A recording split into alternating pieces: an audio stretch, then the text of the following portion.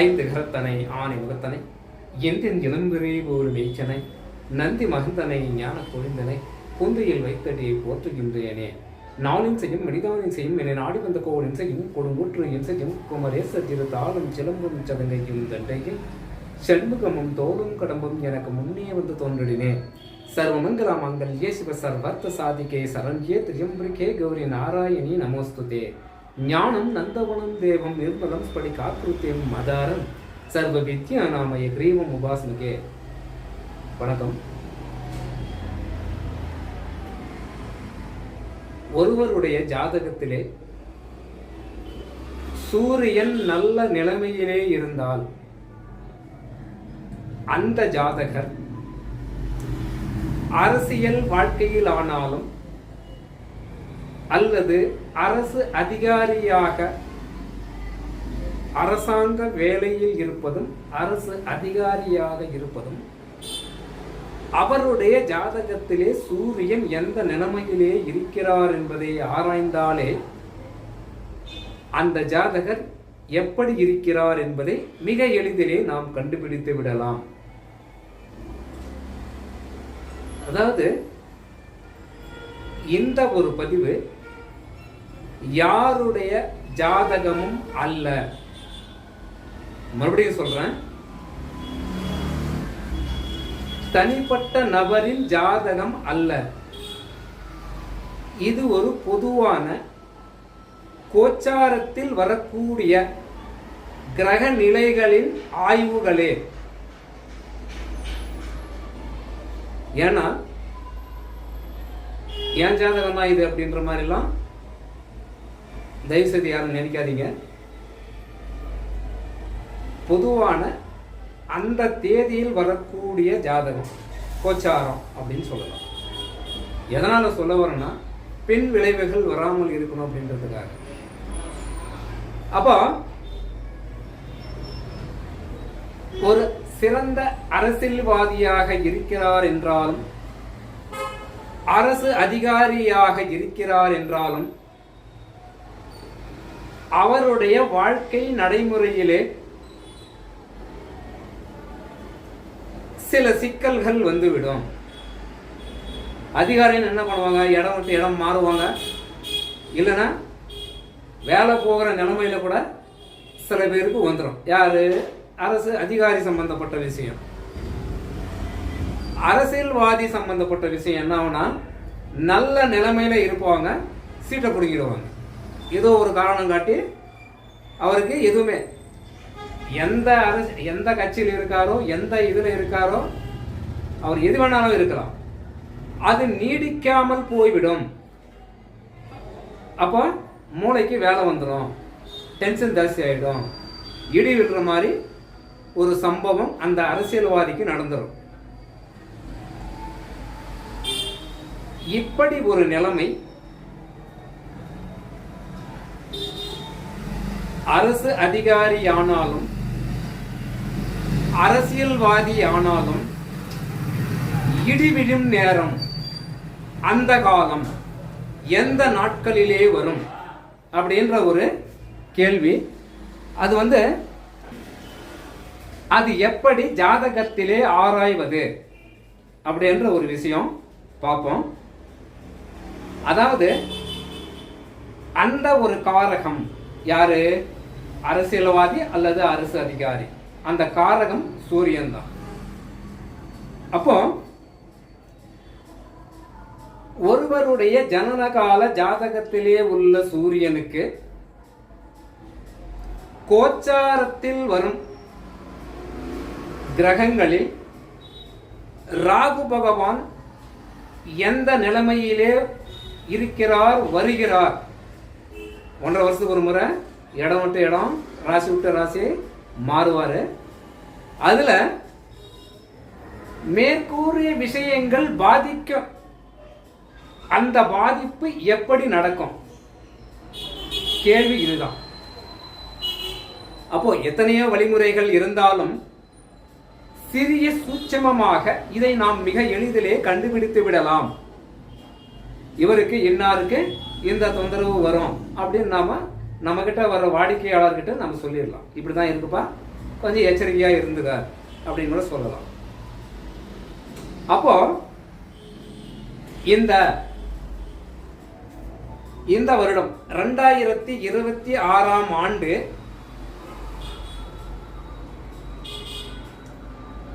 இருபத்தி 4/9/2026 ஆண்டு வியாழக்கிழமை அதிகாலை 3:39 சூரிய பகவான் சிம்மத்திலிருந்து கன்னி ராசி, அதாவது கன்னி ராசியில உத்திரம் நட்சத்திரம் 4ஆம் பாதத்திலே வருகிறார். கன்னி ராசியில இந்த நேரத்துக்கு முன்னாடி 3:38 உத்திரம் நட்சத்திரம் 3ஆம் பாதத்தில் இருப்பார். 39 சூரியன் உத்திரம் நட்சத்திரம் 4ஆம் பாதத்துக்கு வருகிறார். எப்போ? 24ஆம் தேதி 9வது மாசம் செப்டம்பர்ல. ஏன்னா இந்த நாள் எதனால அப்படின்னா, இதுல ஒரு பிரச்சனை இருக்கு. இந்த தேதியில பெரும்பாலான பிரச்சனைகள் அரசியல்வாதியாக இருந்தாலும் அரசு அதிகாரியாக இருந்தாலும் இந்த கன்னி ராசியிலே சூரியன் இருக்கும் அன்பர்கள், இது எல்லோருக்கும் பொருந்துமா அப்படின்னா அப்படி சொல்ல முடியாது. ஏன்னா அவருடைய யாருடைய அதிகாரியோ அரசியல்வாதியோ யாரா வேணாலும் இருக்கட்டும், அவருடைய ஜனனகால ஜாதகத்திலே சூரியன் உத்திரம் 4ஆம் பாதத்திலே இருக்கிறார் என்றால் அவருக்கு மட்டும்தான் இது பொருந்தும், மற்றவங்களுக்கு பொருந்தாது. ஏன் அப்படின்னா சூரியன் உச்சம் பெறும் நட்சத்திரம் அஸ்வினி நட்சத்திரம். அந்த நட்சத்திரத்திலிருந்து உத்திரம் நட்சத்திரம் வரை பார்க்கணும், என்னன்னு எவ்வளவு நட்சத்திரம் எத்தனையாவது நட்சத்திரமாக வருகிறது அப்படின்ற ஒரு விஷயம் எண்ணணும். எண்ணும்போது அதாவது அஸ்தம் முதல், அது அஸ்தம் அஸ்வினி முதல் உத்திரம் வரை என்னன்னா 12வது நட்சத்திரம். அப்ப சூரிய பகவான் உத்திரம் நட்சத்திரம் 4ஆம் பாதத்திரம் என்பது 12 நட்சத்திரமாக வருகிறது அப்படின்னு வச்சுக்கோங்க. அப்படிதான் இருக்குது. எந்த தேதிக்கு? 24/9/2026 அன்று. அந்த நாள்ல 3:39 தான் மாறும். அப்போ ராகு பகவான் எப்படி இருப்பாரு அந்த நேரத்துக்கு அப்படின்னா, அவிட்டம் நட்சத்திரம் 4ஆம் பாதத்திலே ராகு பகவான் இருக்கிறார். அவர் ஏற்கனவே அவிட்டம் நட்சத்திரம் 4ஆம் பாதத்தெல்லாம் இருப்பாரு. இப்போ விரிவாக்கம் வேணும், ரொம்ப விரிவாக்கம் போன நேரம் அதிகமாகும். சூரியன் உத்திரம் 4ஆம் பாதத்தில் இருக்காரு. அப்போ அஸ்வினி முதல் உத்திரம் வரை என்ன 12வது ராசி, 12வது நட்சத்திரம். உத்திரம் முதல் அவிட்டம் வரை என்ன 12வது நட்சத்திரம்.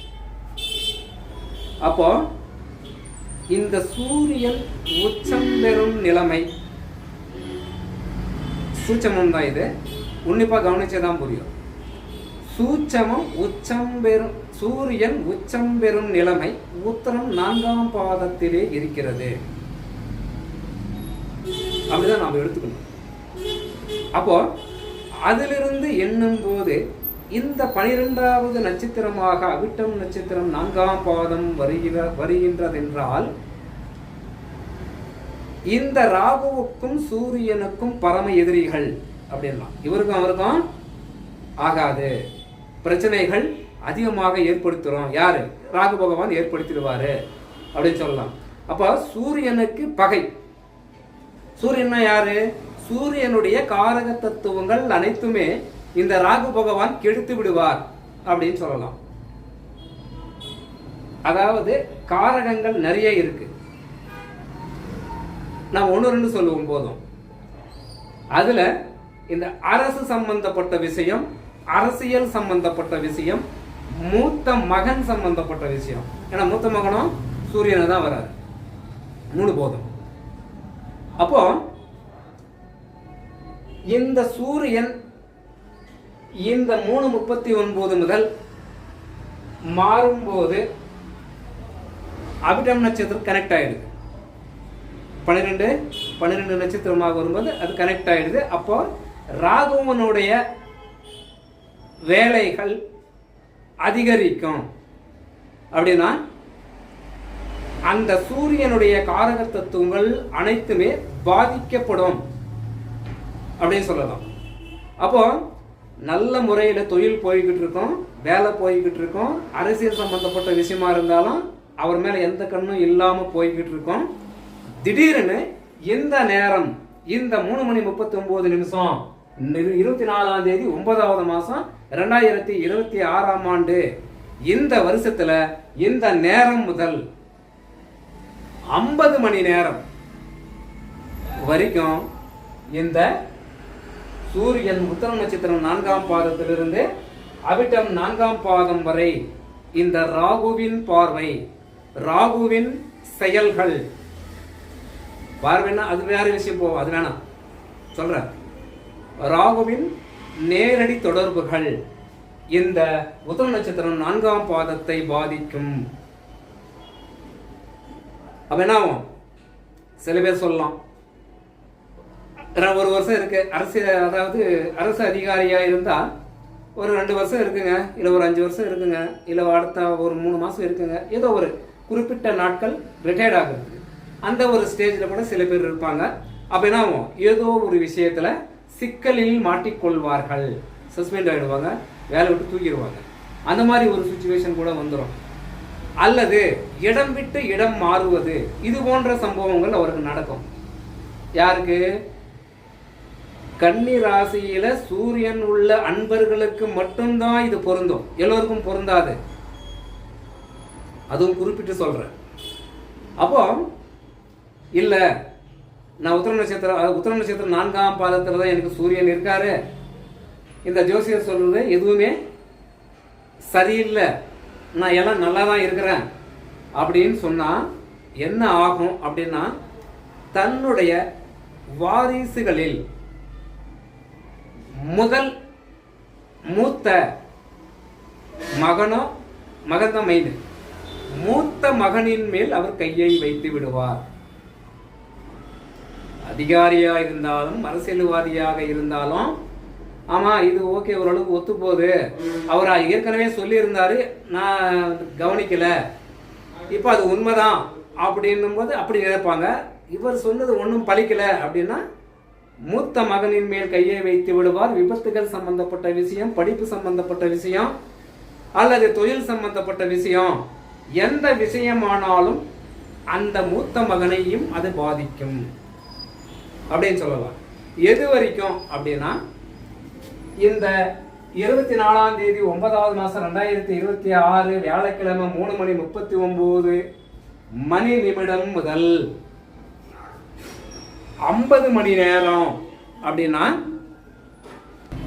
எது வரைக்கும் அப்படின்னா 27/9/2026 மதியம் 1:19 இந்த நேரம் வரைக்கும் இந்த உத்தர நட்சத்திரம் 4ஆம் பாதமும் அவிட்டம் நட்சத்திரம் 4ஆம் பாதமும் இந்த சூரியனும் ராகுவும் தொடர்பிலே இருப்பார்கள் அப்படின்னு சொல்லலாம்.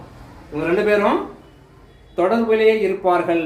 அப்போ சூரியனுடைய காரக தத்துவங்கள் அனைத்துமே எடுபடாது.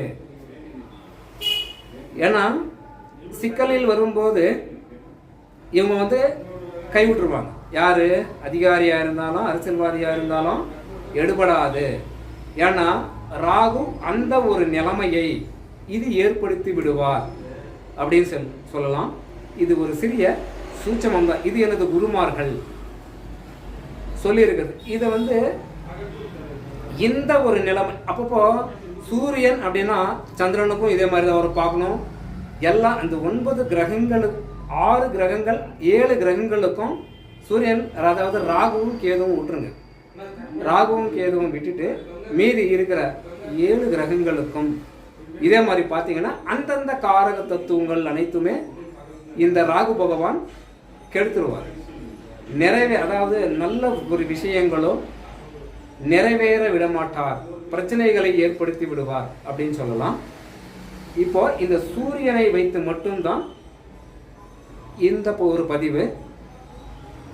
இது ஒரு சிறிய சூட்சமம் தான். வணக்கம்.